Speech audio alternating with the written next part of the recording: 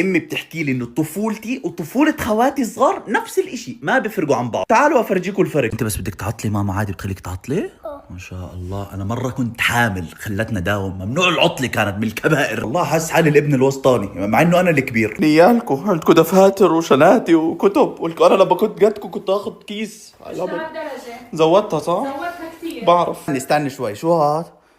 لانش بوكس. ما كنتوش تاخذوا زي سندويشة زعتر ومقدوس؟ باص المدرسة بخدكم من باب الدار ورجعكم على باب الدار؟ الله يرحمكم تمشي مسافات. ابن بطوطة نفسه ما مشيش قدي. ليش هم عندهم باص مدرسة وانا لا؟ مدرستك كانت قريبة. مدرستي قريبة؟ علم بالله دير الزور اقرب. 15 زائد 2 11. لا يا ماما غلط. لا يا ماما غلط، يما انا بس كنت تدرسين واغلط الجيران يجوا يفزعوا بيننا. يما هدول صغار. طب ما انا كنت صغير يعني، ولدت كبير عمري 26. فيش شطة، فيش فلفل، فيش يما جيلك غير عن جيلهم. مو ايفون، شو الفرق يعني؟ والله اشكى عليكم لمنظمة حقوق الانسان، حمار ما كانش ينضرب قدي.